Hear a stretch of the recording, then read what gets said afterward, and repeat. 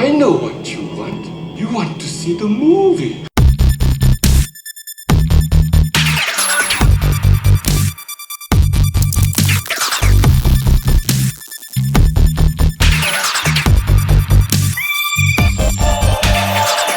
So, yeah, what are your ideas? Well, so that new Mary Poppins movie came out. You know that one, The Return of Mary Poppins or whatever? Yes. So they've been playing... I was going to come in talking about my phone situation, and I thought that might sound kind of bitchy and all that. But then at work, they've been playing the trailer for this. Mm-hmm. And there's a scene at the end where she says, "Off we go," in this weird, like, creepy, throaty whisper and falls backwards into a tub and, like, disappears. You know this is a podcast. I do. But for the longest time, I swore she was saying "It's all for you," like from The Omen. So I started thinking, what if Damien's nanny had been Mary Poppins instead of that weak bitch that hanged herself at the party? Could you imagine that? She would have turned that whole thing around. Oh, he would have had a British wizard disciple. So you want an Omen Mary Poppins crossover? Yes, I do. I think that's the shared universe we all deserve. Every time she said it, I kept thinking, like, man, that one lady just said "It's all for you" and hung herself. Mary Poppins would have been floating shit. Like, it would have been like fucking Carrie. Shooting cartoon birds at people? Yeah, it's right? all for you! People running through a field with cartoon birds picking their flesh off. You guys want to know something? I've never seen the Mary Poppins movie. The original one? Yeah. Yeah.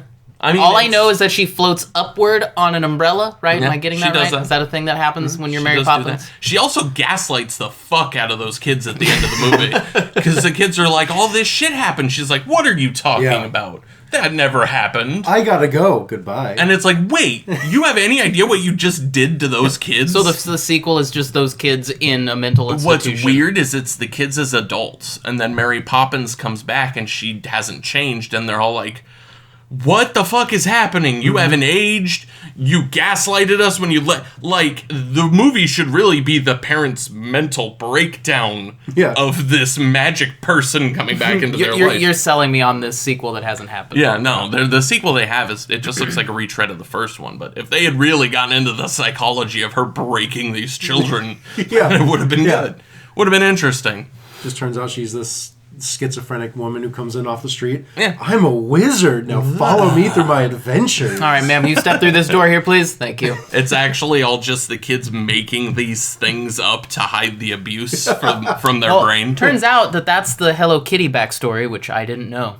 I didn't know that Hello Kitty had a tragic backstory. Does it? Yeah, apparently Hello Kitty is, and I only heard this backstory once, so I might get it pseudo wrong. Raquel will correct me when she hears it anyway, because Raquel is the one that told it to me. She's she's the resident Hello Kitty expert. Is that no? Well, she is, but it's Hello Kitty is just a character developed by the creator to deal with their own personal trauma and abuse. Wow. So. Yeah, the right? Japanese, man. The same whoa, thing whoa, with... whoa, whoa, No. Hang on. Stop. Edit.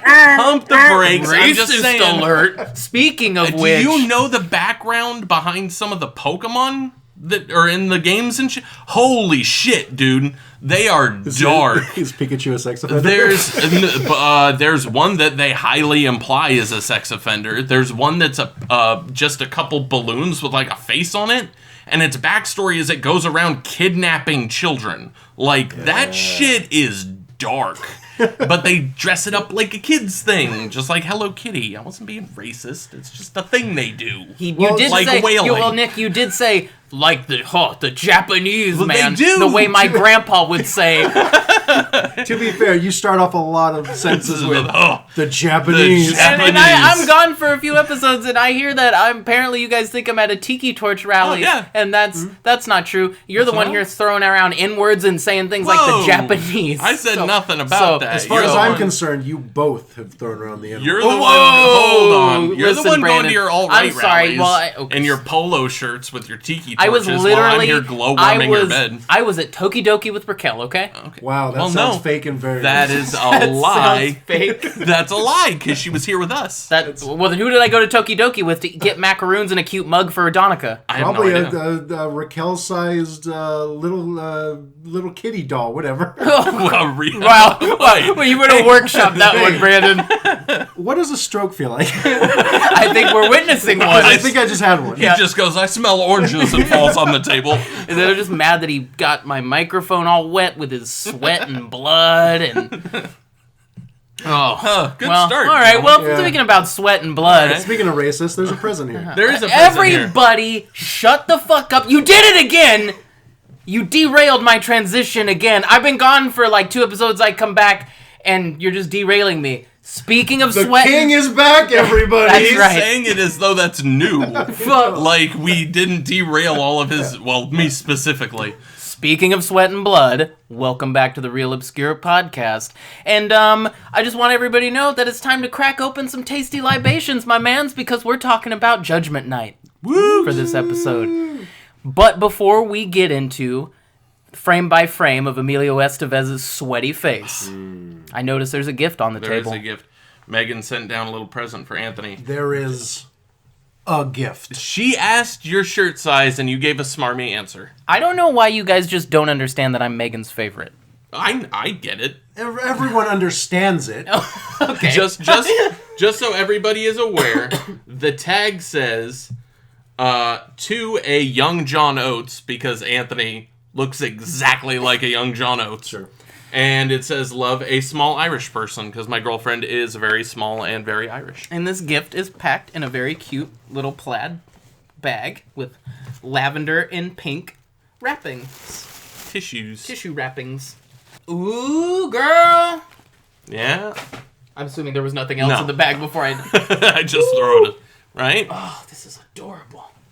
It is a nice powder blue work shirt with some very tasteful bananas. Banana shirt.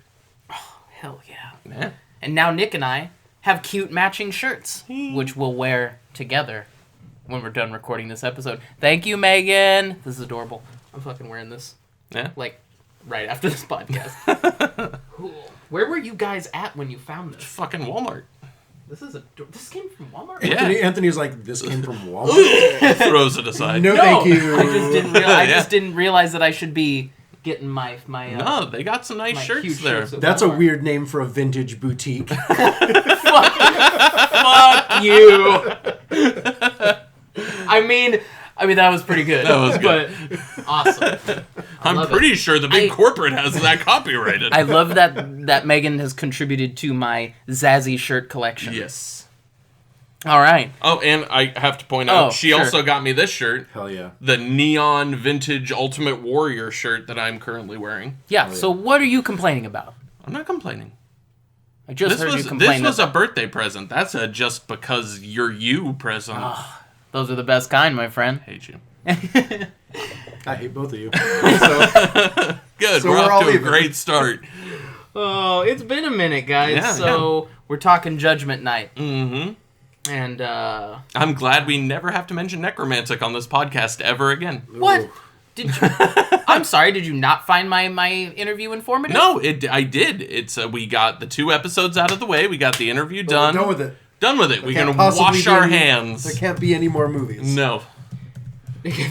No, just wait till we do supplemental, the Son of Necromantic magazine. I look forward to you doing that. No, that's fine. That's gonna be the Real Obscure fanzine for. What did you guys think of the interview? I know Brandon said he didn't listen to it yet. Did you listen to it? I listened to most of it. I haven't had a lot of time, but I liked it. It was good. It was informative. Yeah, I figured there's a lot of cool information on there, and Nick's fun. awesome. Shout out to Nick Cato for coming on and doing that while I just basically go, yeah, that's great. That's really cool. I like movies too. Fuck you. I wrote a book. I never once said that. No, Fuck I know. you. It was implied. No, it wasn't. Anyway, we're talking 1993's Judgment Night, directed by Stephen Hopkins. And fun fact, these are the movies that Stephen Stephen Hawkins. Whoa, Stephen Hawkins Predator. That would have been rad. This is all impossible. Not Come impossible, but improbable. Come on, let's dance. Ugh. All right, now I want that movie. So Stephen Hopkins. That'd be a really short movie. Stephen Hawking fighting Predator. Hawkins versus Predator. Just slices him up.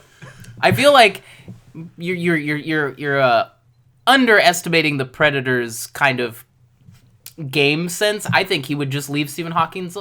Stephen Hawkins.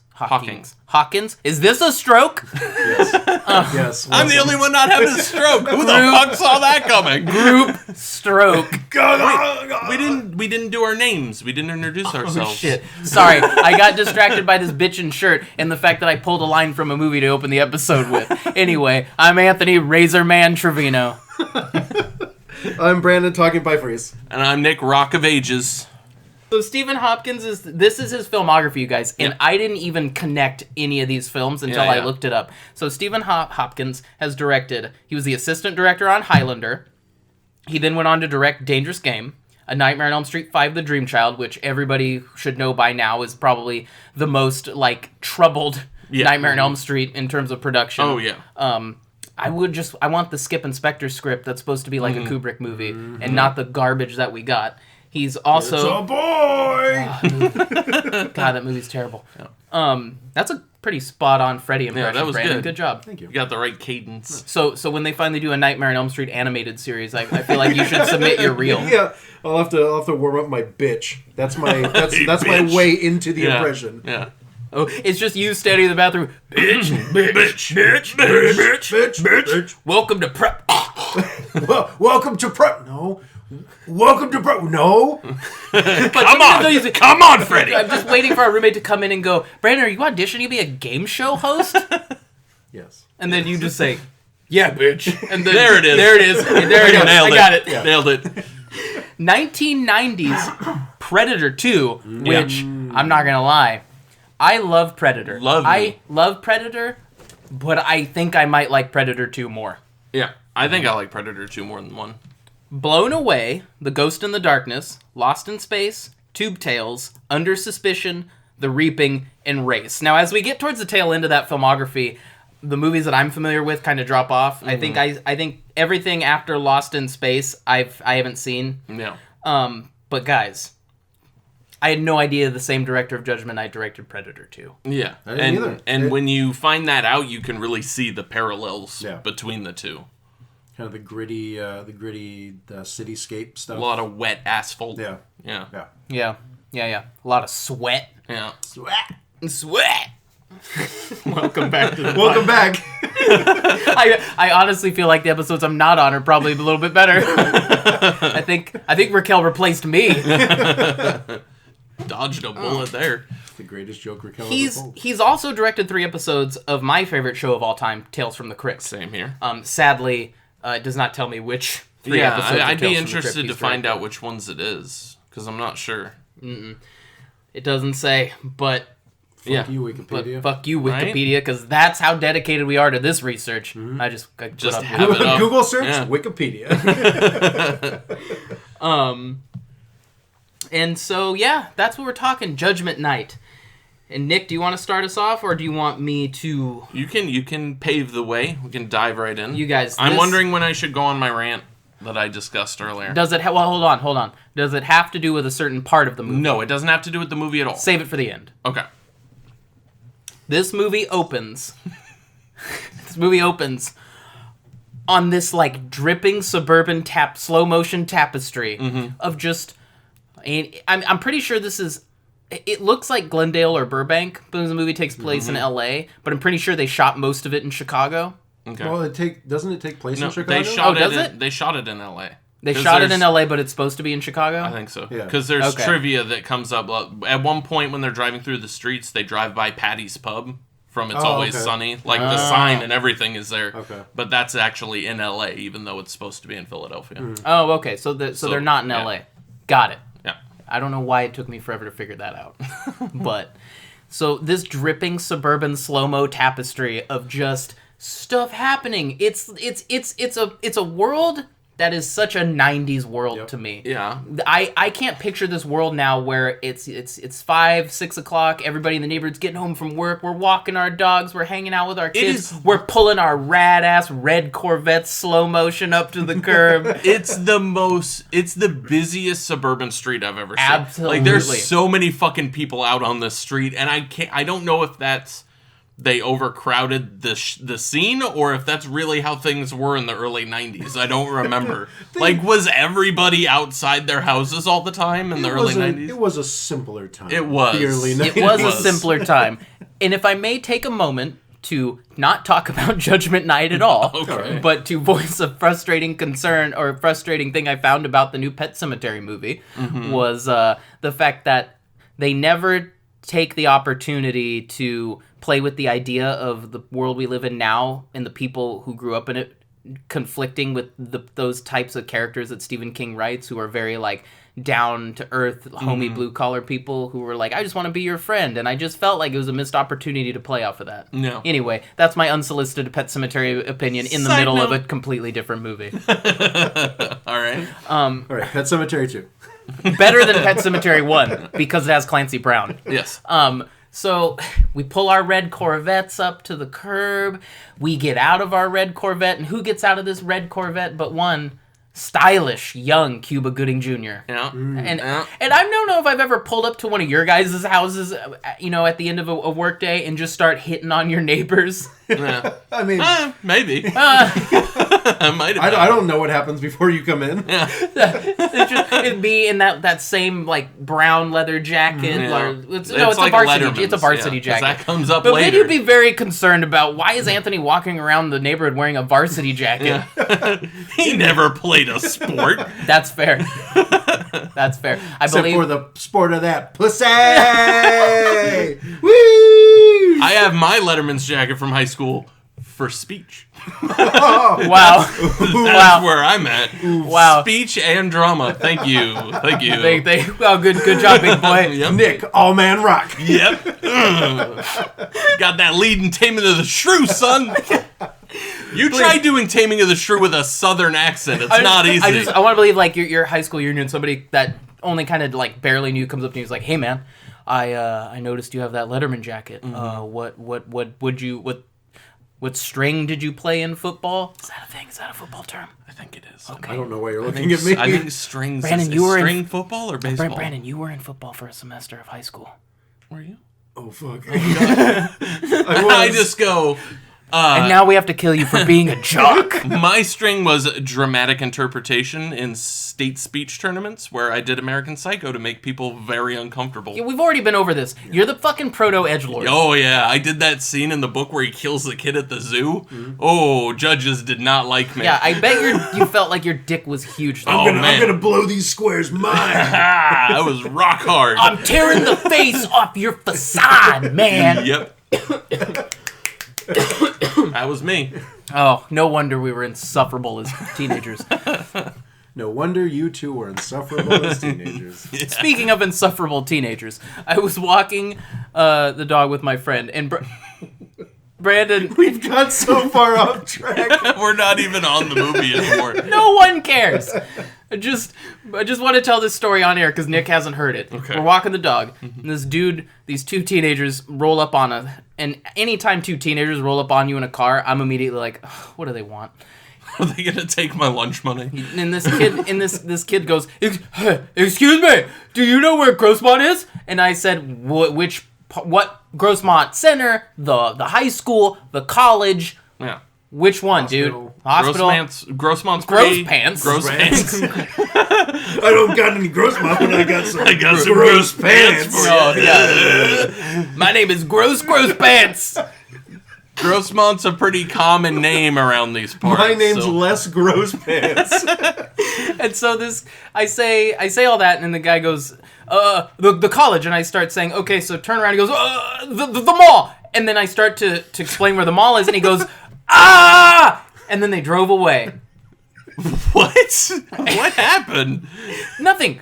The college. We okay. got teenagered. Yeah, you got teenagers. We got I get teenagered that every day because at work. every 16-year-old with a driver's license drives their friends around, and you do dumb shit like that. We did it. Dude, we did it. I remember when we were driving in the car and Trevor yelled at that guy that he had crooked knees, and you thought it was like the funniest shit ever because it was just random.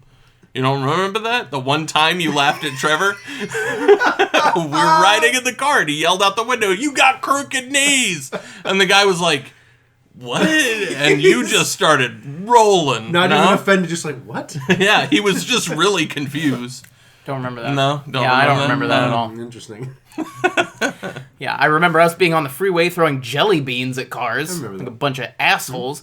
Somebody listening to this podcast. That's who fucking threw that jelly bean at me. Goddamn jelly beans. He's just slowly loading a rifle. I finally know where to go, Les Grossman. It is your time. Oh, sorry, Grossman. No, I picture the guy sitting at his computer listening to this podcast going, "I thought they were talking about fucking Judgment Night." And now they're talking about Les Grossman loading a rifle over Jelly Bean 2002. Oh, all Now right. they're just talking about experiences that only pertain to them. That's how people get to know us. This is a really specific podcast for like 5 people. And we all got in that car accident once, but that's a story for a different We time. did get into that car accident once. Story for a different time, Different when we do David Cronenberg's Crash. Yeah. Yes, okay. And then we Because all I got a boner during because that. we all got out of the car like, oh fuck! I didn't realize. Oh, guys, Well, we all discovered something about ourselves, huh? guys, You too? guys, I didn't realize the first time I came was gonna be in a car accident. But let me tell you, buckets in my pants. Buckets. Buckets. Gross pants. That's the lid, yeah, and that's the real story of Les Gross Yeah. Pants. And full circle. And back to Cuba Gooding Jr. getting out of this car. Speaking of gross Sweet pants, Corvette. Cuba Gooding Jr. So it's a bunch of slow motion shots until we kind of focus on one house, which is owned by one Emilio Estevez. Emilio. You really? Really? Yeah, I have to. You have to? Yeah. Anyway, Emilio Estevez's name in this movie is Frank Wyatt. He is kind of a semi-successful guy. He has a wife and a little Doing baby. what, I don't know. Yeah, they never mention it. Yeah, he's probably an architect, some fake movie Probably job. an architect. Some fake movie He's- job. You know, architect's a real job, right? No, I know it's a... Just- I'm a fake movie architect, which means his job in the movie is that he plays an architect Right. in a movie. they always play an architect. That's It's what I'm Emilio saying. Yeah, no, I Estevez's get it. professional experience is just inceptioned over and Yeah. over Yeah, again. the amount of real architects I know versus the amount of architects I've seen in movies Yeah. is Valid. like way out of balance. You don't go to www.architouch.com, Well, I which is do, a but- dating site for architects. That's for a different reason. Yeah. Gotta get that wobbly itch. We're not telling that story. Oh, we're not? No. Because that's a pretty good story, too. That would have been fitting for Necromantic, though. No. Emilio and his wife are outside. They have a baby, and it's very clear that she's the Ice Queen wife who doesn't want him to have any time with his friends. The whole naggy, guilty wife cliche that we've seen 100 times. Yeah, and he's like, "Oh, listen, I've been cooped up in this house for 3 months. I don't know why he's Christopher Lloyd. 3 months. Could you imagine? 3 months, Marty. Could you imagine if Christopher? Yeah, you just say it to work with this fucking baby. And so, could you imagine if Christopher Lloyd were in this role though? If he was in the Dennis Leary role. Oh my god. That money doesn't mean shit to me. I mean, people like you for lunch. That would be terrifying. I would be. I'm here for it. Yeah, I'm on board. And so Emilio's like, "Come on, baby, I haven't been out of the house in 3 months." To which she says, "Oh, that's funny. Neither have I. You don't see me bitching about it." And Emilio's like, "But babe, I gotta hang out with the guys." Oh, I don't have a boys' night. Not since the turn of the century has he come out on vacations with us. Let's dust him off and give him a good round of applause. There's one of your grown-up friends now. I gotta go. Go. Go and have some fun. Maybe you'll stop walking around with that look on your face. When the great-great-grandchildren of the original Chippendale dancing squad. I have no regrets. Okay? Whatever you say. Bye, gorgeous. Daddy's gotta go. I love you. Excuse me. I love you too. We've got some family values exhibition. I'll be home early, okay? That's actually his baby. Yeah, Linda, say around 8 a.m. They don't have wives. Yeah, I know. And I don't have any regrets. Which, if you say apropos of nothing, you probably got some regrets. Yeah. No regrets, but babe, guys' night. And to put emphasis on this point of how important guys' night is, an RV is driving down the street with its PA system on, yelling at people to get out of the way, driven by none other than My boy. the Knicks. You know what? You and Jeremy Piven oddly similar in this movie. Yeah, I can see that. Because I tend to agree with a lot of what he has to say in this I'm just movie. going off the time that we were all hanging out around Andy's car at Mission Trails at 2 o'clock in the morning, smoking cigarettes and bullshitting, and the guy came out of the bushes, and the first thing you did was run into the car, close all the doors, lock all the doors, while the rest of us were fucking standing outside. Yep, flipping the double bird. So let me ask you this question. Nick, he kills us all. You can't drive stick. I couldn't drive at all at that point in time. The keys I were on did the not body think of that Andy. far ahead. It's true. It's true. So Jeremy Piven is driving down the street in this RV, and he is Ray Razorman. Razorman. Cochran. Yeah. Ray Cochran. Razorman Cochran. Razorman Cochran. Man. And that's what he calls I himself. know. Yeah, he calls himself the Razorman. And let And me it's tell terrible. you, I feel like Jeremy Piven is one of those actors who's just been around forever, No. right? And he still looks like he's 35 in this movie. He has not aged at all. Other than the fact that his hairline has gone back farther, he pretty much, it's just Jeremy Piven. No. And so he rolls up, and Cuba's like, "Oh shit, I'm here too." And With my Razorman. And so basically, Jeremy Piven leans out and he's like, "Hey, come on, let's go. I gotta be on your wife." You know, he's that guy. Yeah. Yeah. Hey, I'm gonna come back and nail your wife. We all know that guy. Yeah, he's the party man. He may act like you, but he's this movie's Andy. That's a joke. Again, this podcast is for 5 fucking people. Yeah. So one thing I noticed, they get in the RV, and Jeremy Piven explains he got it from the dealership as like, oh, I borrowed it from them because I convinced them I'm showing it to like clients or something like that. He conned them into getting this RV for the night. And then they talk about who's going, and someone mentions, oh, Eddie had to cancel at the last minute. And they bring in fucking Emilio's little brothers, Steven Dorff. But, quick note, the Eddie thing. So my brother's name is Eddie, and he noticed something with movies that I didn't notice. If a character is named Eddie, they almost always die. Eddie Kaspbrak lived? No, he did not. Wait, he didn't? No. Oh, no, he doesn't. He does not. Nice guy Eddie. Fucking Eddie Carr from Jurassic Park 2. Think of any Eddie you can think of, they probably die. And in this one, he didn't even get the fucking opportunity to die. They just, if he's named Eddie, he can't even be in the movie. But this was the thing I never noticed. Almost every character named Eddie always fucking dies. Weird. Eddie Kaspbrak's one of the only ones in it that does die. Oh, yeah. I don't know why. People named Eddie just get axed. He noticed it because it's his fucking name.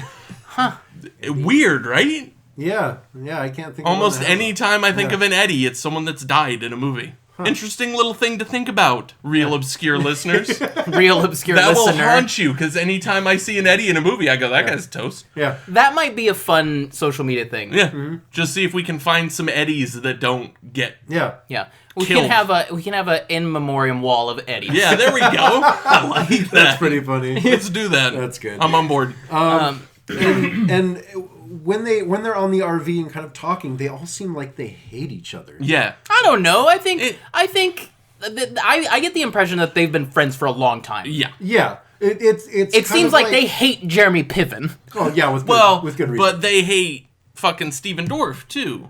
Yeah, They're all like, Jeremy he's Piven the hates fucking him. asshole. He's a little troublemaker. He's the, believe it or not, the ladies guy and gentlemen. the guy that drinks and drives a fucking RV through downtown Chicago traffic isn't the troublemaker. Right. 'Cause that's how bad Steven Dorff is. Believe it or not, Steven Dorff plays a bad boy in this movie. But you know what? Whoa. You know what though? Honestly, he only fucks up once. he isn't that bad. Yeah, To be he fair, only fucks up but he once. fucks up royally. Yeah. So, So they all get in the RV and they're like, we're going to a boxing match. Well, but first of all, Steven Dorff rolls up in this fucking, like, yellow Thunderbird and almost hits the RV. And I'm just wondering, with all these people in this neighborhood, is this just how everybody drives all the time? Yeah. It was the 90s. Grunge was king. People drove like assholes. Yeah.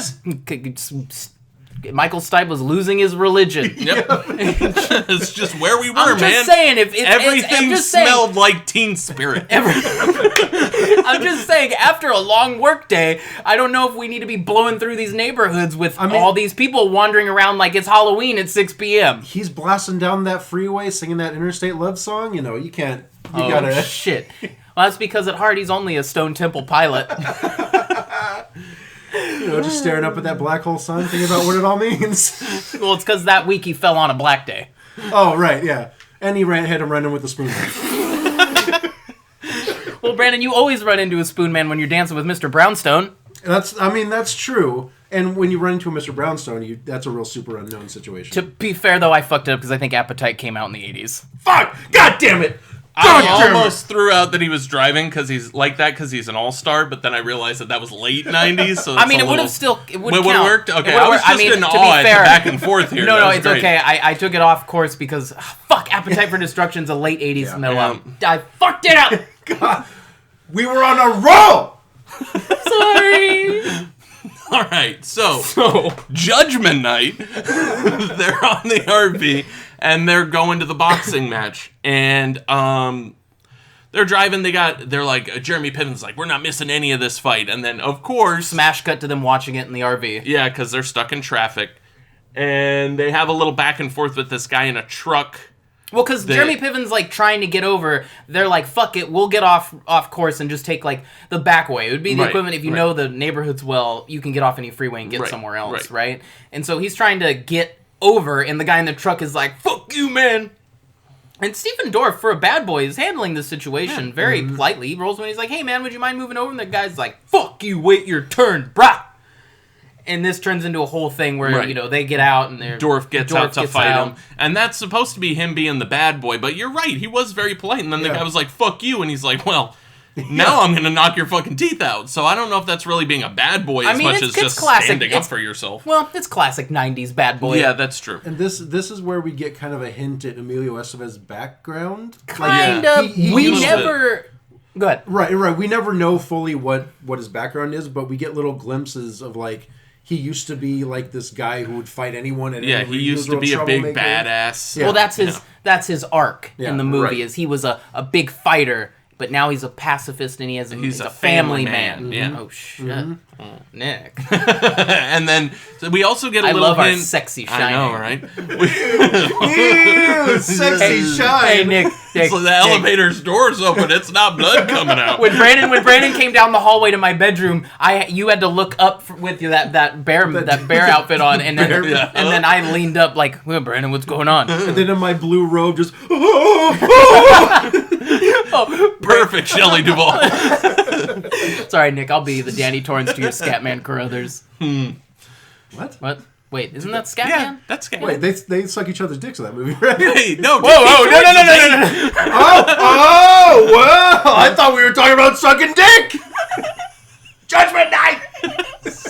So, anyways, we also get a little hint at Cuba Gooding Jr. here because Steven Dorff's gonna fight the guy, and then Cuba comes up and like twists his wrists and slams him against the truck. It's a real cool guy moment. It's a real like I'm like, is he fucking Green Beret? Like, what is this? Yeah. But it's just you get kind of a hint that Cuba's a little fucking prone to violence. Yeah. But I feel like he's maybe not prone to violence. The impression I got was he's prone to, like, he's trained so he knows how to de-escalate a situation. Where I would say that Steven Dorff is prone to violence and Jeremy Piven's prone to meltdowns. Yes, he very much is. He is. And so it's also funny when they first get into the RV.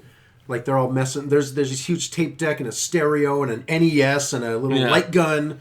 And duck hunt gun. And they're like pressing buttons and the radio comes on super loud. And he's like, don't touch anything. And he like... Well, because he's got to take the RV back in pristine condition or else he's going to have to buy it. And I don't know if you've ever been RV shopping, Brandon, but that shit is expensive. Ain't cheap. So they RV shopping a lot. Well, Nick and I were gonna just quit everything and just run away go out on the to road the together. Canadian wilderness. Just live out of an RV and die like that stupid fuck from Into the Wild. I'm not gonna get into this That's- because I had a whole conversation about that asshole with another friend of mine, and I'm like, he's an idiot. And he's like, he's my hero. I'm like, he died in the woods. He was a fucking moron. He died in the woods because he's dumb. Yep. I'm so artistic and I'm just trying to find myself. Yeah. Judgment Night! All I picture is Anthony walking the perimeter of an RV, hitting the side of it, being like, "Just baby solid." How many? No, baby, solid. How many R's come with this one? How many R's are in this V?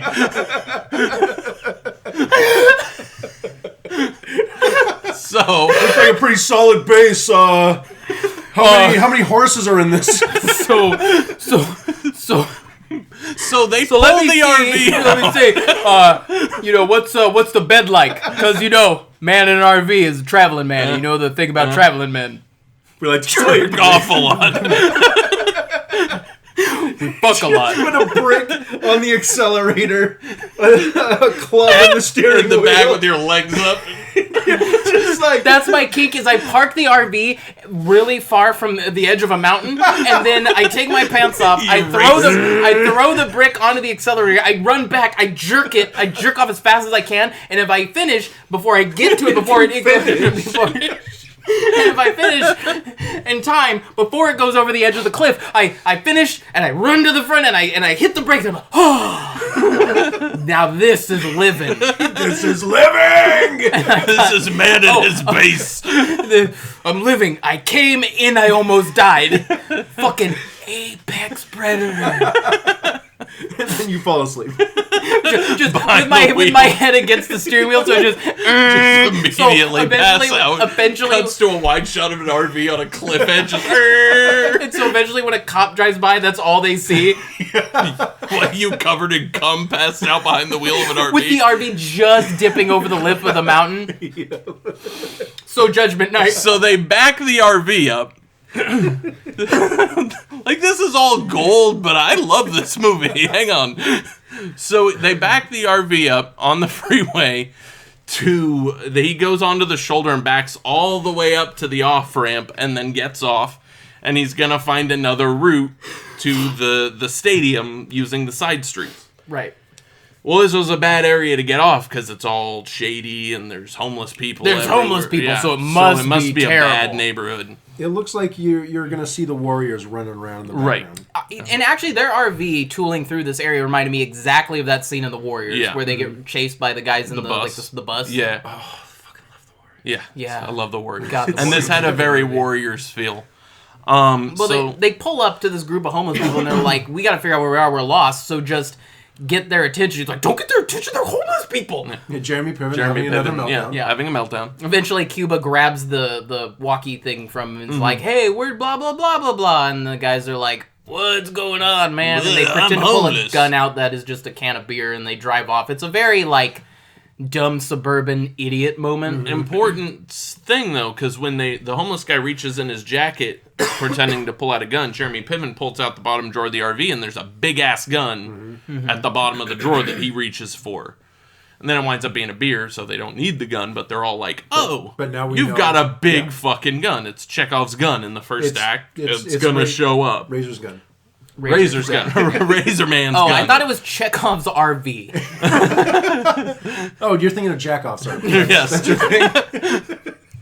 So they're driving through the streets trying to find their way back to Tries the camera set up outside the window so you get closer and closer. I'm watching it on my phone. Come on. So they're driving through the side streets trying to get back to the freeway or find a way to the stadium. And they're driving and they seemingly hit somebody. And they're like, "Oh, shit." This is like movie fall down. Oh, we hit him, but we didn't hit him because let's be honest, if they hit this dude who was already injured with that RV, he'd be a fucking wreck Well, they underneath hit him, the RV. and everybody's like, "Let's go out and check it out." And Jeremy Piven's like, "No, man, that's how they get you. They fucking come out in front of your car, and they wait for you to come out, and then they rob you." And I'm like, Fucking yeah. Which, I mean, he does have a point. He has a lot of points in this movie. They're not He has a necessarily point. the most altruistic points, but they're rational Well, he has points. a point, but there's like 5 of them. Yeah. Wait, Okay, but then there's 4 of them. there's 4, So- and there's one of this guy. Well, then the Ghost Pal. They get out of the RV. Well, the RV is its own character. Yeah. It's like Manhattan in Annie Hall. or just the city in 7. It's Yeah, its yeah, own its own entity. Piven stays in the RV, and the other guys get out, and they're kind of looking around, and they look under the RV and everything, and look around the RV, and I'm thinking, if he's not actively under the RV, fucking leave. Like, how far could this guy have possibly been from the RV if you had hit him? Oh, he's like way across the street. Yeah, he's a ways behind him across the street. I'm like, that's not your problem. I don't think you hit that guy. Because That's what you're saying to convince yourself. he is further from the RV than he should be. So then they go and they get the guy and they see that he's like bloody and fucked up and they drag him back to the RV. Jeremy Piven lies and says his phone doesn't have reception and he can't call the cops. Which is bullshit. But they bring the guy into the RV and he's all bloody and they lay him on the table and they're trying to like check him out to help him get some rags, all that. Then they see that he has a bullet in his stomach and he's got a bunch of money. And Piven goes, this isn't us. Yep. We didn't hit this guy. He's fucked up. This isn't our problem right now. Because he's shot, he's got money. There are people, whoever shot him is going to be looking for him. Fucking ditch the kid. I feel like that's a big assumption, though. What if somebody tried to rob him, they shot him, and he took his money back, and he was like, fuck you, and he ran off? Does he usually carry his money in a rolled up plastic sack? Let's not money shame here. I'm not. Okay. If I was in that situation, and I was looking at this guy that we may or may not have hit, and I see he has a bullet hole, I'm like, yeah, I'm out. That's it. We didn't kill him. This is not our... He got shot. Yeah, he got shot. We gotta go. Yeah. That's why in the neighborhood you're in, he's got a bunch of bloody money on him and a bullet hole in his stomach. Count me out, man. This ain't my problem. Piven's the only one saying this. I mean, in this hypothetical situation, what I might do, call the police and say, look, they're driving through, found this guy on the side of the road, he has a bullet hole in him. We're outie. Yeah. This is your job. Yeah. Goodbye. We're going to the fight. Yeah. But I gotta go see 2 people smash each other. But they start driving away. They're trying to drive him to a hospital or find a cop or something. They see a cop and they follow the cop for a little bit, but the cop loses him, I think. Or is that when they get hit? No, that's when they get hit. Because another car comes out of nowhere and hits the RV, and they kind of skid and go down this alley, and the RV gets wedged in this alley. And they're stuck there. The RV's dead and wrecked, and Piven has a meltdown because he has to fucking explain this to the RV dealership. It's like meltdown number 4? Yeah, and we're not even into the real shit yet. Nope. And so they're stuck, and he's trying to start it. It's not starting. They're trying to figure out what to do, and the kid keeps going, they're coming, which is another thing. If the guy with the bullet in his stomach keeps saying they're coming, You just get out of the RV you leave now. the fucking kid we're just, behind. You know what, man? We're just Yeah. going to get out now. Yeah. Fuck this. Yeah. Yeah. If you've got a bullet hole in your stomach and you're still scared of the ones coming for you, you're on your own, champ. I'm sorry you ran into our RV, but Yeah. we got a boxing match to check out. Right. We got tickets, man. Ringside. But at this point, they have been traveling around so long to get to this fight. That shit's probably almost over. Almost, yeah. Probably. But I mean, I'd still use it as an excuse to get away from this fucking kid. But the car that hit them is kind of fucked up behind them. And a bunch of guys get out, walk over to the RV, and they grab the kid and pull him out the back window. And they're like, oh shit. Our heroes are like, oh shit, what do we do? And they're looking out the back and they watch these fucking mob-looking guys drag the kid a little bit away from the RV. And kneel him in the street, and then another car pulls up, and the villain of the film, played by Dennis Leary, his name is Fallon, gets out of the car. They do a little villain kid back and forth, shoots the kid in the head. Right there. Yep. And everybody in the RV is like, oh, fuck. And I love the reaction shots. Because it shows Emilio, he's like, oh. And you see Steven Dorff, he's like, no. and you see Cuba Gooding, he's like, ah, and you see Piven, he goes, fuck. And then it cuts to Nick, and Nick's like, yeah. Piven's the only one that knows that means we're dead. Yeah. If we just saw this kid get shot, we're next. And he's the only one that knows that. Like, right from the get, he's like, fuck. That bullet shot just signed our death warrants. And he's right. But this is one of my favorite scenes in the movie, though, because I like it that they put the script puts them in a situation that they have to escape from, which I feel like I don't see a whole lot of sometimes now, where like they're very obviously stuck in this alley, so they smash the front windshield and start running out that way, while Emilio Estevez stays behind to light the RV on fire to give them some time, which I thought was really clever. Yeah. And then the bad guys run up to the RV to go in the back window. They see the fire, and the RV explodes. And Emilio Estevez is like, I didn't mean to do that. And Jeremy Piven's like, well, fuck me. And then they keep running. And Dennis Leary's like laughing. He's like, that was pretty cool that RV blew up. That was funny. And then they start chasing him. And that's kind of where the movie really starts. Now that we are how far into this podcast? 44 fucking minutes? 44 minutes. Great. Oh, I'm sorry you guys don't enjoy everyone's company and hanging out. That's not what I'm saying. We are here to give a product. No one, listen, no one wants to just I thought hear you were us. about to say no one listens, and I'm like, No one wants to listen to another Dickheads podcast where it's just, and then this happens, then this happens. That's okay. I agree with that. All the feedback I get is people like to get to know the hosts. Yeah. And they're getting to know us and every your episode. jerk off fantasies. They know your jerk off ritual. Yeah. So this is they really run to the rail yard. Yeah, this is really the crux of the movie, is the four of them running away from Leary and his crew. It's mostly a chase movie right. at this point. Right. And it's pretty great.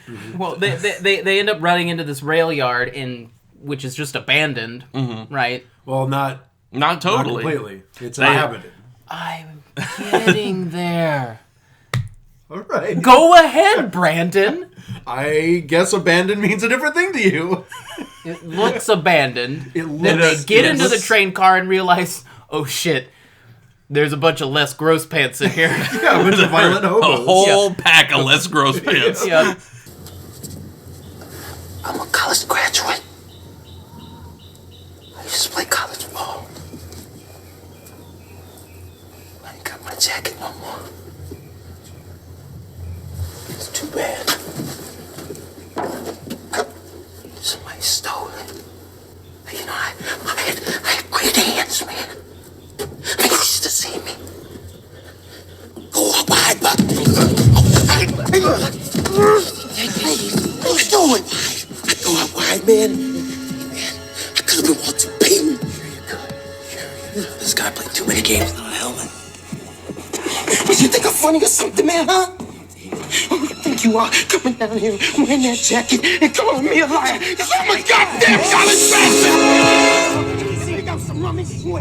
Yep. And they want money. Because they hear Fallon mocking him because Dennis Leary's doing his Dennis Leary thing. Do you guys think he's ad-libbing most of the I think these probably scenes? a lot of it. Yeah. Yeah. I think there's a lot of scenes where they said, here's the idea of what you're going to say, just say it. Because Leary, if there's one thing Leary can do, it's quick fire, just kind of, he's kind of like Piven in that way. He can That vamp.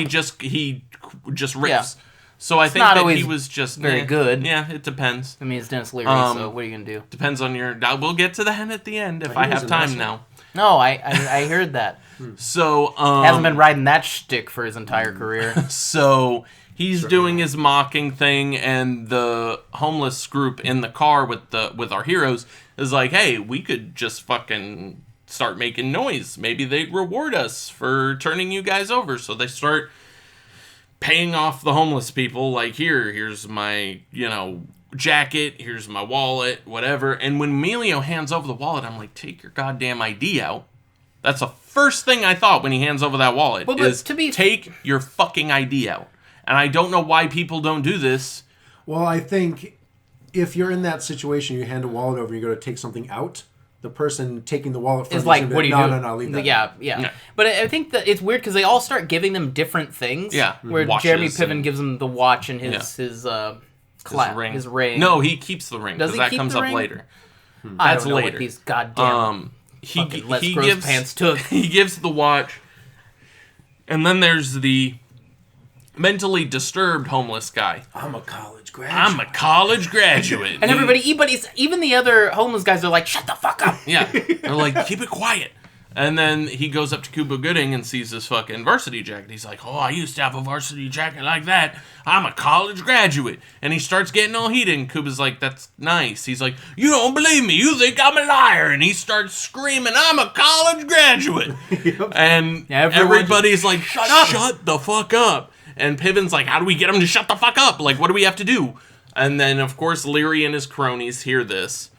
Which we haven't really talked about the cronies yet. There's 3 other gang members. One of them is Zed from Pulp Fiction. Yep. That's his right-hand man. That's his main guy. Then Also- the lead singer of House of Pain is one of them. Also, the bad guy from The Mask. Yeah, Peter Green. Yeah, that's Zed. Yeah. Yeah. Oh, yeah. And then, so it's him. The lead singer from House of Pain is one of them. And then the other guy is someone I don't recognize with long hair who's kind of a whiny little dick. Yeah. So that's He's that kind of group's his Jeremy crew. Piven. Yeah, he's that group's Piven. So they hear the bums screaming and freaking out, so they come to the train car, and when they come in, everybody runs. Leary sees the varsity jacket, takes a shot, hits the guy. They come over, not Cuba, it's the fucking college graduate guy who couldn't keep his fucking mouth shut. But he also has Emilio's wallet. Yep, which has his name, his address, pictures of his family, the whole deal. And Leary, of course... Man, at least take the pictures of your family out. Now I'm kind of agreeing with yeah, Rick. like, do something. I'm not disagreeing. He should have tried. I don't know if he would have. I think allow him if to you do so. took your ID out, the bum's not going to care. He wants the money. He wants the plastic. He doesn't want your fucking ID. maybe- Identity theft back then wasn't the same as it is now. Maybe- So I don't think he would have cared. Maybe in his crazy hobo mind, he just wants. That's that where power. the gold is. Yeah. His There's crazy- gold in them IDs. You heard it here first, everybody. Brandon shaming the homeless. His crazy hobo mind. I said this particular character has a crazy hobo mind. Okay. Yeah, you're not getting. Well, there are technically 2 crazy hobos then. yeah, but that Yeah. particular crazy Right. hobo. Okay. Why has he got to be crazy? I don't know. he's Because crazy. He's crazy. That's probably why he's homeless. He was crazy, couldn't keep a job because he's crazy, and now he's homeless. It's a broken system. So Leary gets the wallet, and he's like, "Oh, okay, I know the guy's fucking name and address and his family now." And the guys keep running, and this is where they come to the tenement house, right? Like the projects. Yeah, or well, whatever. first, but here, first, I got to comment on this. They come to the projects, but first, they're like, hey, there's that kid just hanging out on a swing, and then thus begins 2 minutes of Cuba Gooding Jr. being like, I'm gonna run over to this door and try it, and then I'm gonna run over here. It just looks It ridiculous. seemed weird because they're like, well, let's talk to the kid. And Cuba Gooding's like, I got a better idea. And he then he sprints just starts running to doors. He just starts randomly running Right, to doors and like I'm he's like- trying to get out of an obstacle course. I got a better idea. I'm gonna be super suspicious. yeah, right. Right? And I the was kid like- on the swing is like, what the Oh yeah, fuck? yeah. I'm like, He's is- standing up on the swing and Yeah. just watching him. And I'm like, is Cuba like faking him out? Like, what's he doing? And that's like, no. No, He's he just just- running from door to door until he found an open door. And then they run into the apartment and try to talk to a bunch of people. Nobody's opening their door because obviously. Real quick, the shot as they're running into the building, like it follows them, and you hear the swing squeaking, and then as they get closer, you hear it stop. And you're like, oh shit, something's going on with that kid because he's not there anymore. I didn't even notice that. Yeah. Yeah. So they go door to door trying to get somebody to let them use their phone. Nobody's letting them use their phone. This is the only apartment building I've ever seen where if it's not an open air apartment complex, they have gates on like gated doors. Yeah. That's crazy. Yeah. Says something about the neighborhood, man. It does. It does. Society. Well, I'm not answering the door to a bunch of fucking Yeah, people no. saying, "Hey, can I use your phone?" Yeah. No, dog. I feel like, I seen a Clockwork Orange. That's not happening. yeah. I feel like You and your droogs take a walk. I would, if I was in that group, I would lead with Emilio Estevez because he Yeah. looks like the least threatening. Oh, Yeah. you don't want Jeremy Piven? Yeah, let me in! Let me in! Ah! So they get up to the top floor and they find a woman doing laundry, right? Yeah. And Well, Shooting I laundry, thought that she's was a putting shoe garbage store. away. Oh, garbage yeah, in that's the, what it in was. the Putting trash garbage chute. away. Yeah. And Emilio goes up and goes, I don't want to frighten her off. And he kind of talks to her and is like, hey, we saw this kid get shot. We're just trying to get to a phone so we can call the cops. You're not and coming then into we'll my be house. out of here. Nope. No, I still wouldn't do it. Yeah. Then it cuts to Leary outside where him and his crew are walking towards the apartment buildings. And a whole gang of young toughs come out. And they kind of stop them. And they're like, hey, this is our neighborhood. They do a little fucking macho back and forth.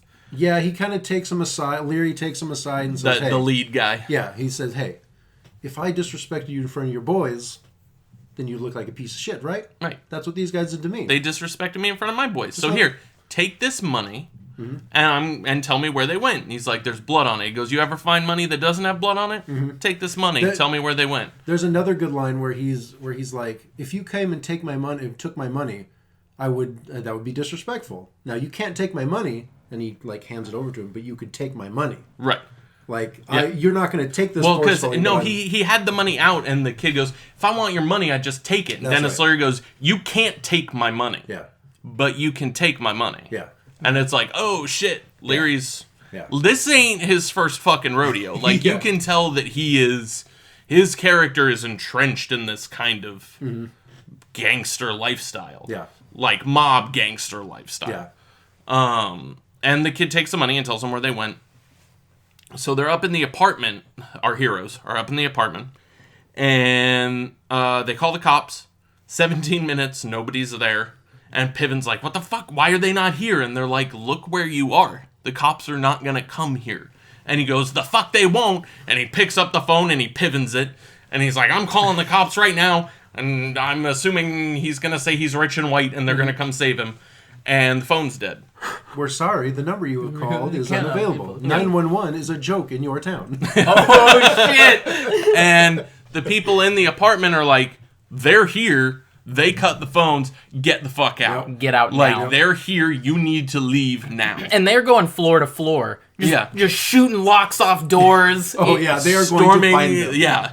Like the fucking SS in Nazi Germany. Yep. Just kicking doors in and going, they fucking here? No? All right, go to the next door. Shoot that door. Like, they're big dicks swinging Yep. through this There's a lot apartment. of BDE in this apartment Yes. complex now. And the people in the apartment are like, you gotta get out, you gotta get out. And that's when Piven makes the turn, I think, that justifies what happens later to the audience. He pulls a big fucking gun out and holds it on people. And he goes, I'm going to shoot the first motherfucker that thinks they can make me leave this apartment. And meanwhile, Leary and his crew's getting closer and closer. And Emilio has to talk Piven off of his fucking Piven. It's true. Peak pivot. Peak Piven.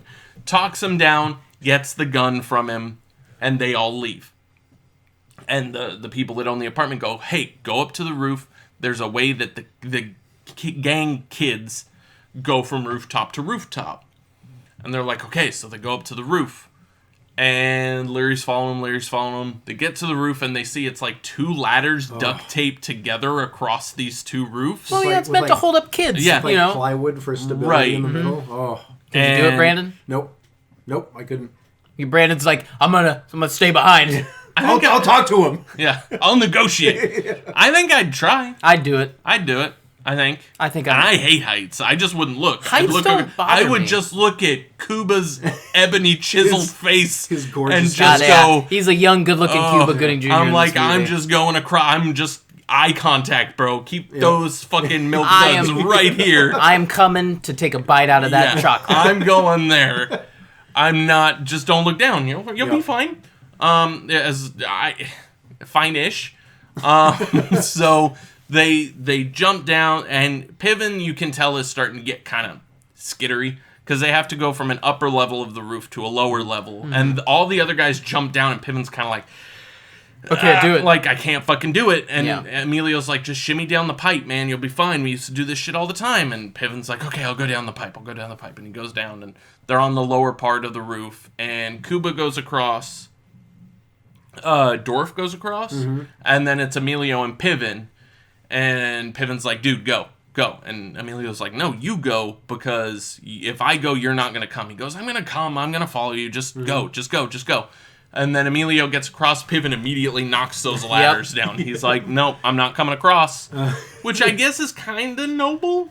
Or is it just chicken shit? It's chicken shit because, maybe he's trying to do it so they can't follow the guys across. Right.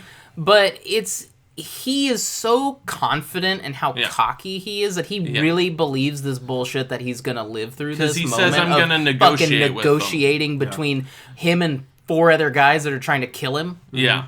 And it is pretty, like, the gang catches up to Piven, and they have this conversation. Really good conversation, too. Like, it was really well done, I think. You can tell Piven believes he has negotiated his way out of this. Because he's like, I'll give you $100,000. Whatever's between you and that kid, that's between you and that kid. And I think if Piven had just kind of stayed with that, he might have been able to talk his way out of it.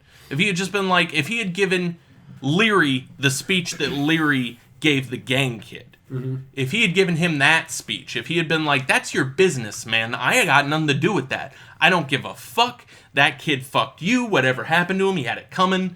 I respect you. I respect you. That's it. I disagree. He might have been able to. I'm not saying for sure he would I disagree only because I think Dennis Leary hates these suburban... That is true. These, like, what I feel like he considers these suburban elites who are living nice and they're not out there with them scrounging around with the rats to survive. I feel like because in this Dennis Leary ad-lib fury that happens... when he's talking to Jeremy Piven, you do get the sense that he really just... It's about how much he hates the idea of them and what they represent. Because Piven throws out, I'll pay you $100,000. And, it kind of keeps going. And Leary's like, you think you can buy your fucking way out of this? That's not where you are, like, you piece of shit. And that's when he goes on his little Leary rant, and Piven goes, $200,000. And Leary's kind of looking at him, and Piven thinks, oh, he's reconsidering because of the money. When, at least me as a viewer, I was looking at it as like, are you fucking serious? Yeah. Like, Leary was looking at him like, I just fucking told you that this shit isn't gonna work, and you think you're gonna fucking raise the number and that's gonna change shit? Like, I think he did a good job of having both faces at the same time. But then he was just like, fuck you, and pushed him off the roof. Yeah, he's like, it builds to this point where it's like, they're both laughing, like, he thinks he's done it. Like, for a second there, I didn't think I was getting out of this building in one piece. He's like, well, you were right about that, and he pushes him off the building. But, the audience can see it coming. Yeah. All right. Jeez. We got a deal. Yeah. Yeah, you schooled me. You picked my heart off the ground and surgically implanted. Great. Just a little bit, and my pulse will be back to normal. God. Ray. Music to my ears. It's beautiful. I'm getting off this roof in one piece. Oh, yeah. Yeah.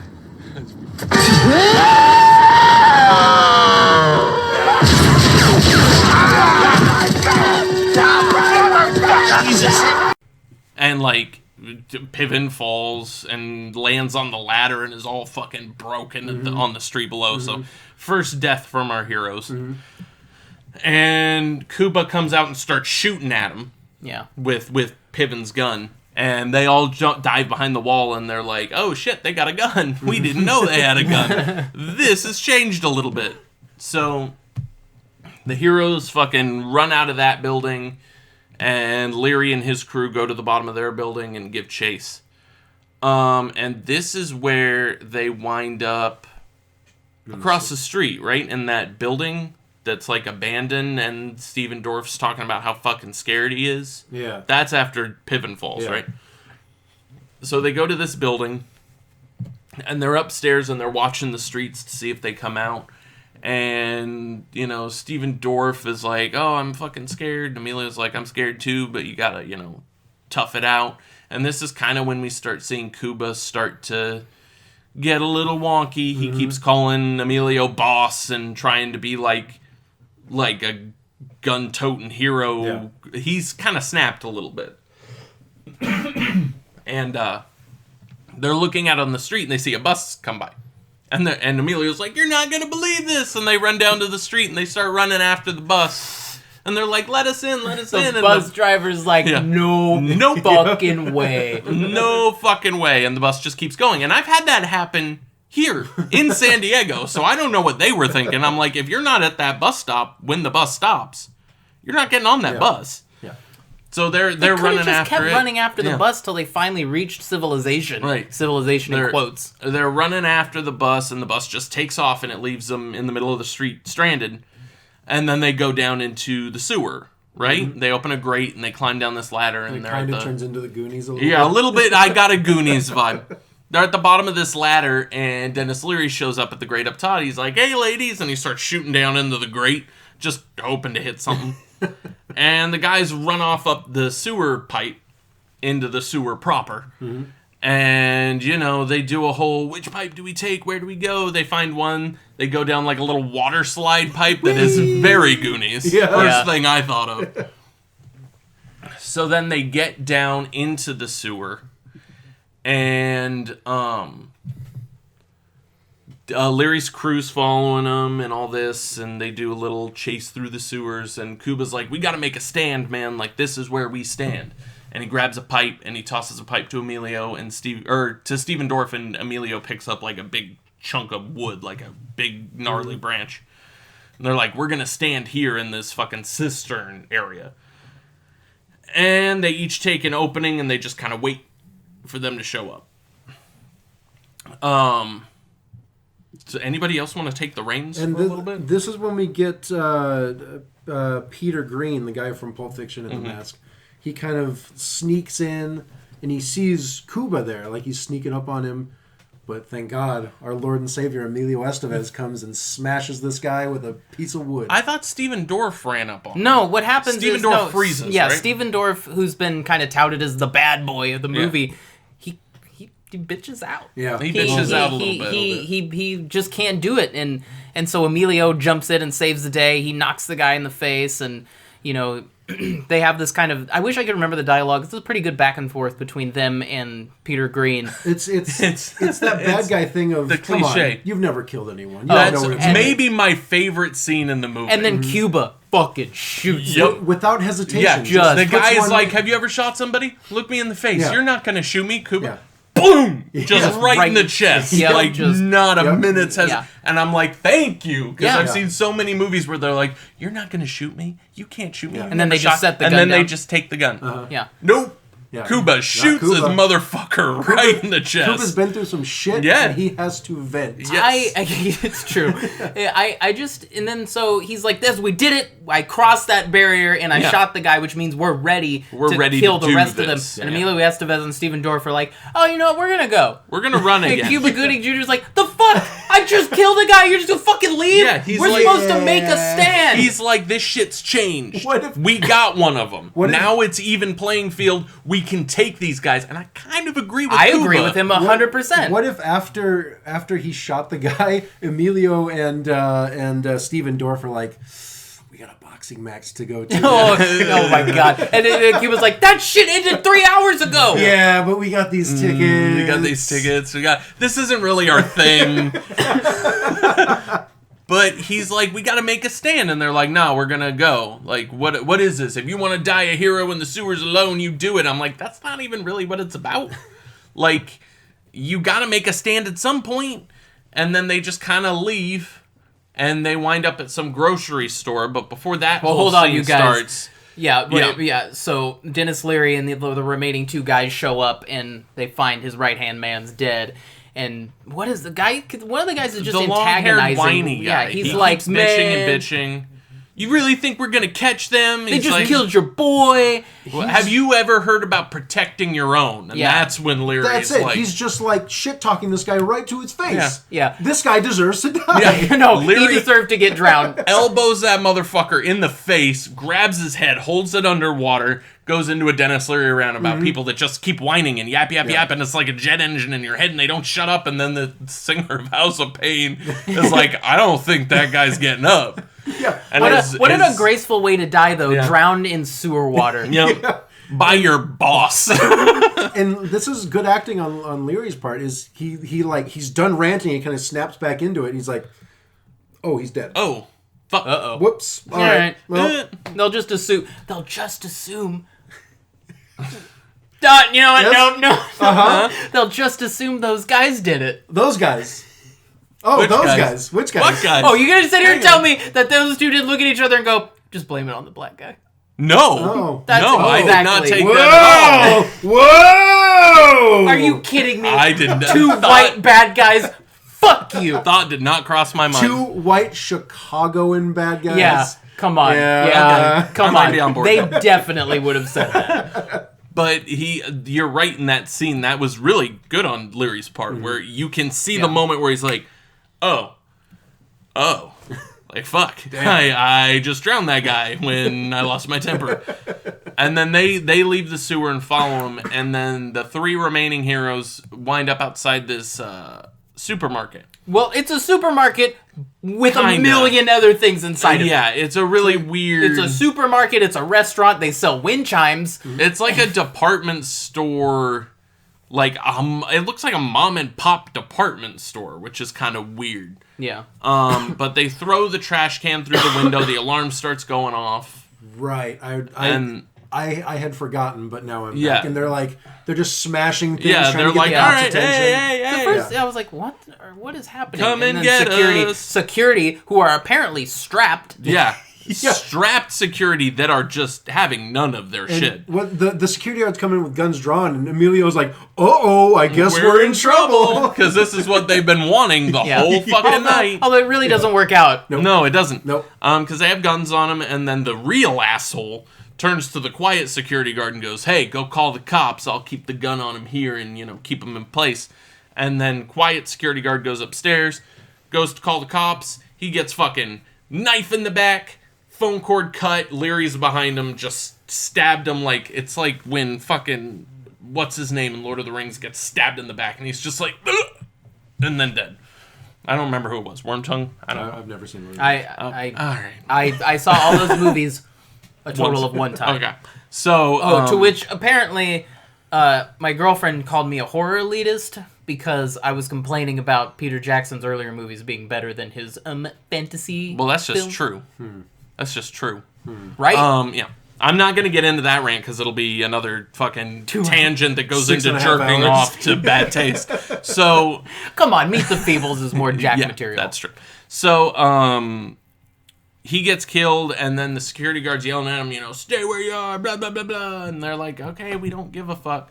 And then Leary gets on the fucking overhead PA system, and he's like, tonight, shoppers, does this little He's doing his fucking Leary bad thing. guy, Yeah. Dennis We are Leary at thing. full bad guy Yeah. in this movie. Hello, And- Kmart shoppers. We have a special on blah blah blah blah blah Yeah. blah blah. And the security guard's like, tell your friend to get out here. And they're like, you're not listening to us. He's not our friend. Then House of Pain comes out and shoots the security guard. Just the entire group, House of Pain.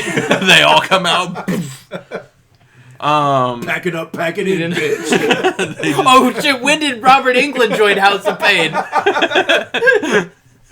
Oh my god, I'm surprised that wasn't a thing in the early 90s. That was like sounds like was something that Freddy would be a Krueger thing. doing a walk-on spot in a house, like a rap video? Yeah, It's like I'm he- sure he did. He did a walk-on some video, right? He did. There was a like a Will Smith rap video where he Really? Yeah. I'll have to look it Wow. up. But it's like House of Pain, and the giant bed wakes up. We're like, that wasn't real, was it? And then Freddy Krueger sits up in the same bed. Yeah. Jump around, bitch!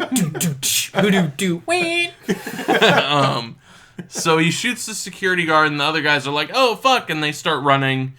It gets really like it's just them running through the department store to get away from them. They get kind of separated, kind of not, and then Cuba's behind a shelf, and House of Pain is behind a shelf, like further away from him.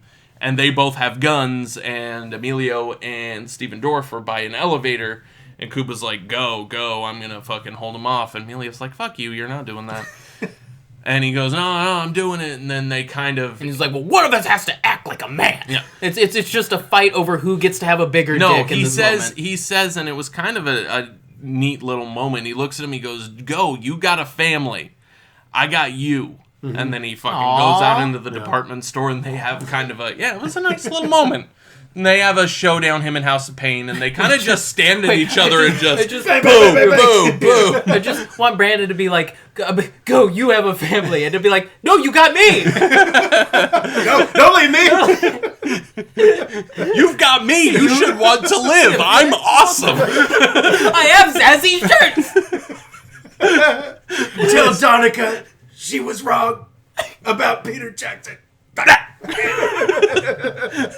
So it's just Cuba and House of Pain just kind of standing like 3 feet apart, shooting at each other. Yeah. Cuba gets shot in the gut, and House of Pain gets shot twice, right? Once in the stomach, once in the chest. He falls down. He's toast. But Cuba's shot in the belly, and he's like, He's not going to be jumping anymore. No, he's not jumping anywhere. Remember that song, everybody? Yeah. House of Pain? He will not be seeing the top of the next morning. Never mind, I got Well, no, it's pack it up, pack it in. Let me begin. We're not doing this. Then you really know what it's like. And then you really know what it's like. So Steven Dorff runs up to Cuba and he's like, "I'm gonna pull you out, man." That Everclear song! I know, but I don't. Everlast song. Everlast. Oh, wait. No, Brandon. Everclear's My Dad. Now, didn't love me. Where do I go? Everlast. Everlast. To just be me. Everlast. And it's funny because when I was looking up stuff about the movie, they kept saying the singer of Everlast. Then you really might know what it's like. Yeah. Got it. That's what. Okay. He got there. A man sitting out the front of the liquor store begging for yo change. Yeah. It's funny Hair in his because face is dirty dreadlocks and full of mane. Oh shit! Everything I kept reading, it was like the lead singer of Get a fucking job, Everlast. you fucking slobs. All he replied. Mary got pregnant from a kid named Tom. He said he was in love. He said, "Don't worry about a thing, baby darling. I'm the man you've been dreaming of." Yeah. Thank you. Thank you. Take a bow, Brandon. Well, they kept saying lead singer of Everlast, and over and over. I'm like, House of Pain, man. House of Pain's bigger than Everlast, right? Am I wrong? I always confuse Everlast with DJ Lethal. How? I don't know. 2 white guy DJs, Brandon John. So Steven Dorff pulls Cuba out like he's in a war movie, like underhooks his arm, starts dragging him. Leary comes down the elevator, sees House of Pain shot on the ground. He raises his gun, shoots Steven Dorff in the leg, but Steven Dorff's still dragging him out, and then Emilio comes, helps him, and all 3 run off. So now it's just the 3 of them, each with a bullet in them except Emilio and Leary. So they go upstairs, and Emilio puts them in a closet, essentially, and goes, "Hey, just chill here. I'm going to go get help." Closes the closet, and then there's the standoff between Leary and Emilio. We're low on time, so I don't know if we really need to get... It's the classic good guy, bad guy. Yeah. Would you stop worrying about it? It's just a big face-off. Nick Rock, stop worrying about time. Sorry, Christopher Lloyd. Oh, I forgot Christopher Lloyd's our timekeeper. I'm keeping the minutes. You boys are going over. This podcast has to stay below an hour and 30 minutes. See, my Christopher Lloyd keeps going into Nixon. Yeah, and I don't know why. It's pretty easy. Yeah. I mean, there's a fine line between Christopher Lloyd and Richard Nixon. You remember that time Christopher Lloyd was president? Yeah. Yeah, that was a better country. Yeah, it's a Typical classic good guy, bad guy yeah. fight, and Emilio Estevez. Leary going, "Maybe I'll pay your wife a visit," which is pretty typical in that scenario. Yeah. And The movie kind of sprints to the finish line, I felt like. yeah, and Emilio is awesome in this movie, but he does not have a good tough guy yell. No. Yo, he's like, Hey! he's like, "I'm out here, motherfucker!" Oh, sorry, wait, sorry, it was Reese Witherspoon. Sorry. Oh, I thought it was Amanda Plummer Sorry, again. no, No, sorry, they I got thought, Reese Witherspoon yeah, from I Freeway. thought we were doing Freeway again, but he's always like, "Hey, Yeah. there I'm we over go." here. Hey, you piece of shit! You know, him cussing is a little off. Yeah. It's weird. It's like hearing say fuck your is like- librarian curse. Yeah. So they have the big fight and everything, showdown. And what I kind of liked is they get in a fight and Leary kind of kicks the shit out of Emilio. And I'm glad, because I think in a fight, Leary would probably kick the shit out of Emilio. Yeah, like, the Emilio sweet baby is boy not... Emilio? Yeah, he got his ass kicked. Yeah, and they kind of fought, and Leary just knocks the shit out of him. And then, doesn't he, throw him, or...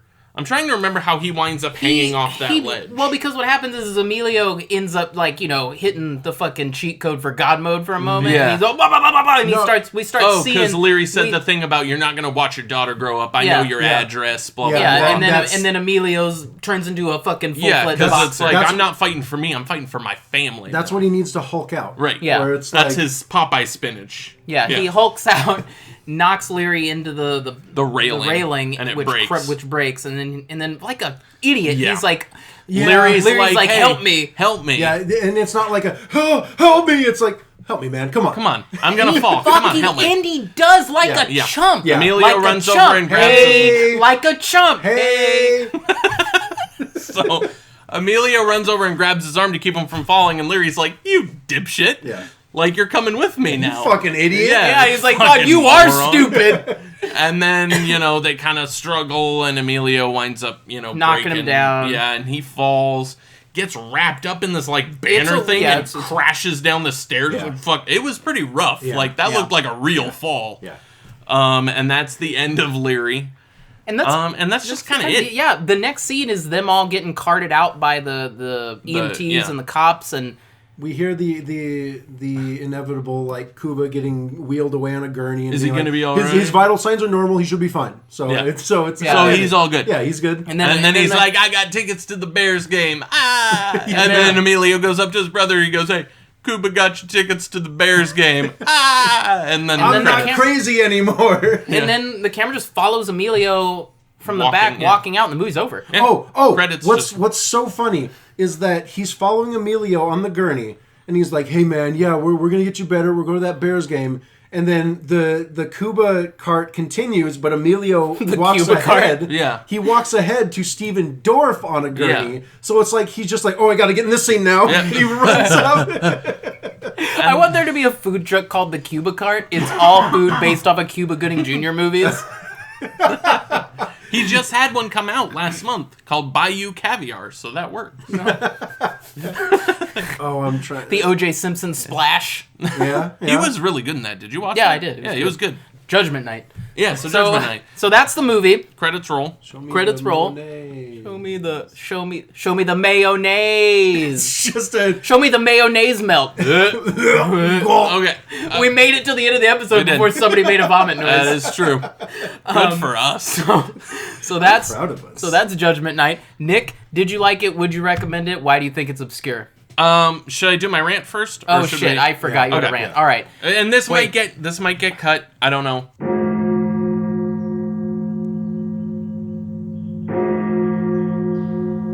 Nick's rant.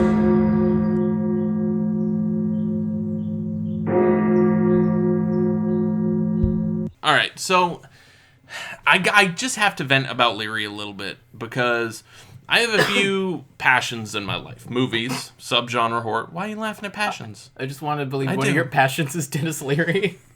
We'll get there. So Dork. I have a few passions in life. One is movies, horror movies specifically, books, literary or comic, games, Religious pamphlets. video games or board games, and stand-up comedy. Okay. Stand-up comedy is a huge passion of mine, always has been. First album I ever bought in my life was George Carlin's Class Clown. I'm a stand-up freak. And Dennis Leary's No Cure for Cancer was my shit. Like, that was my number one. He was like one of my heroes because of that album. My entire middle school and high school life, I can recite that album word for word. That's how that album was for me. That was like huge. And all through middle school and high school, you got to remember the internet was around, but it wasn't how it is now. So if you look up Dennis Leary now, another name will inevitably pop up, and that's Bill Hicks. So it wasn't until my early 20s that I learned really about Bill Hicks and Dennis Leary's thing. So what it is Leary essentially ripped everything off that he ever did from Hicks, from Louis C.K. I've even seen stuff with fucking Judd Apatow when he was doing stand-up that Leary has ripped off word for word. But almost all of that album is other people's material ripped off and done with a Dennis Leary tone. And that like broke my heart. That's how much I was into that album. That's like finding out your high school girlfriend was cheating on you through your entire fucking relationship. And it's just, I think I like Leary as an actor. I think he was awesome in this. I think when he was awesome in fucking Small Soldiers. Like, when he's cast in a movie, he's cast as Leary, and he does Leary, and he's awesome. But that bit of information with the stand-up and what his stand-up meant to me growing up and what I found out about it later was heartbreaking. Mm-hmm. And it's fucking upsetting. It's hard for me to see anything with him or hear any of his stand-up without being like, fuck, man. Like, you burned me, and that sucks. And that's just my rant about Leary, because I have a fucking soapbox to stand on, and I can say it, and that's pretty much all I had to say. Yeah. It really, to have such admiration for somebody, and then find out that they're a fucking asshole and a fraud is fucking... I mean, there's been a lot of that with the Me Too movement lately. Like, I had the same thing happen with Spacey. He was one of my favorite actors. Same thing happened with Louis C.K. He was the next Leary. After Leary was a dick, I was like, okay, now I'm on C.K. He's my new boy. And then that happened. And that didn't turn out so well. No, it turned out really poorly. So it's that same kind of thing where it's like learning your heroes are fakes is just upsetting. Yeah. And Leary was one of those big ones for me. So... End of rant. I'll climb off my soapbox. Let's sound the end of rant bells. End of rant. So, did you like the movie? Would you recommend it? Why do you think it's obscure? Yes. And we don't have to spend... Yeah, not a ton of time. But yeah, I really liked the movie. It was early 90s action. Fun. Awesome. Ensemble cast of characters, which is my jam. Good actors. I would totally recommend it to pretty much anybody. Like, I don't know anybody I would say it's not for you. Except maybe Megan.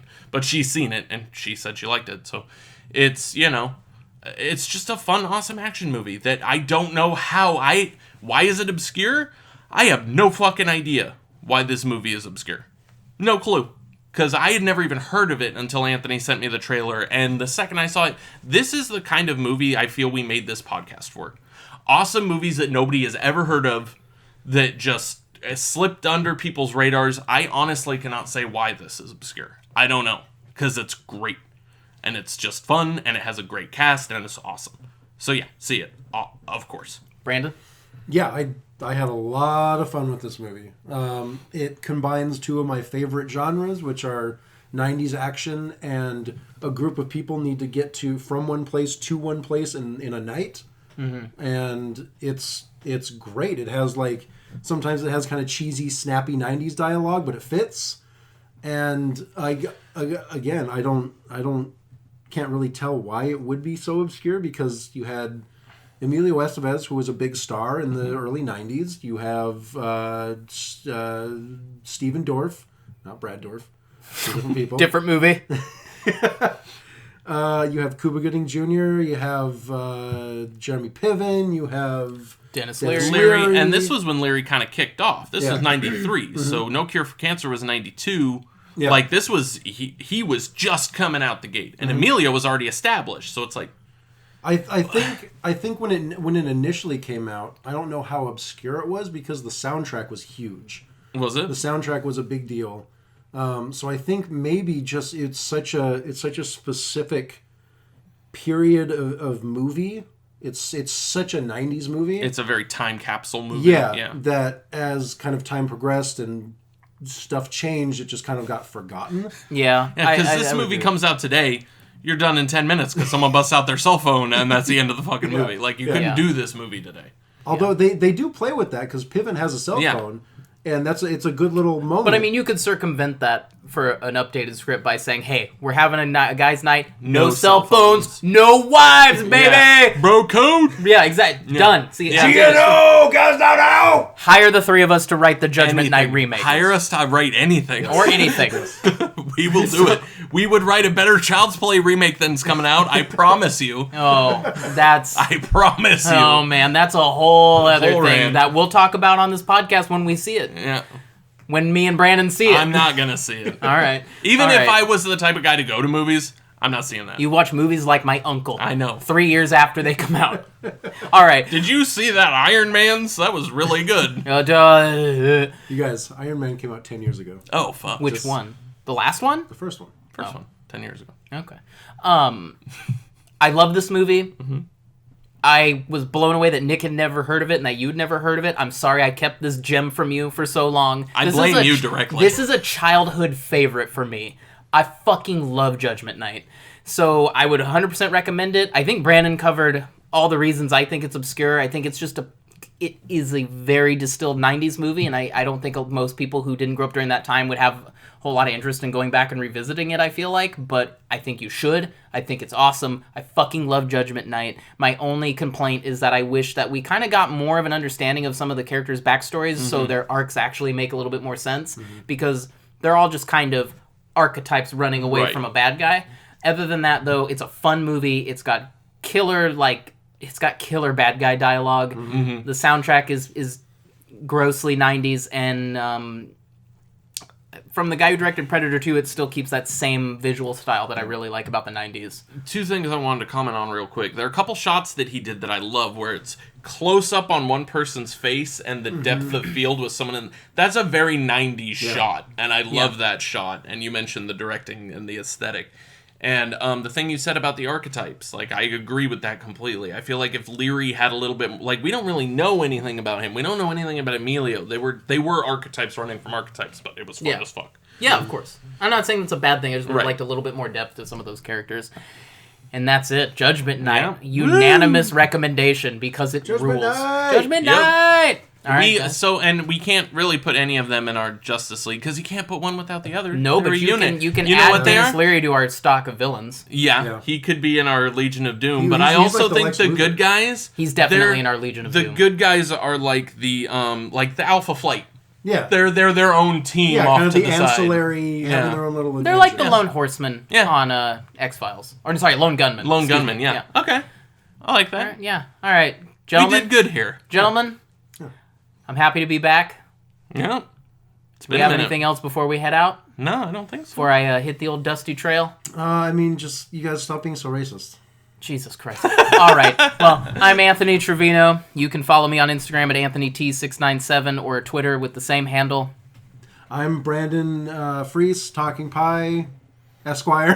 Having another stroke, I guess. And you can follow me on Instagram on Brandon_Freese. My stories are great. They are. Brandon's got some fucking premium That's right. content Yeah. that isn't just I like that your isn't just little- hot chicks opening their assholes. I like your story questions that Right? you've been doing. Those are Right? fun. I'm Those are a lot of engaging. fun. I'm engaging Yeah. with my fans. Yes.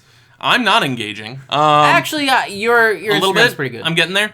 So if anybody's dropped off the map, it's me. yeah, a little bit. I'm Nick Rock. You can find me on Instagram at Nick Rock Lobster. Although I wish it had been Nick Rock Lobster Johnson. I can still change it, and I've No. considered it, but I think it's too long. Yeah. It's great, but I think it's too long. You'll mostly just see pictures of my cats and board games. So in that bitchin' comic book collection. Yeah, and I oh do my have a god! bitchin' All right, comic we're devolving into a fucking morning radio show. Good night. Good night. Buttholes. That's what a lot of Instagrams are. Just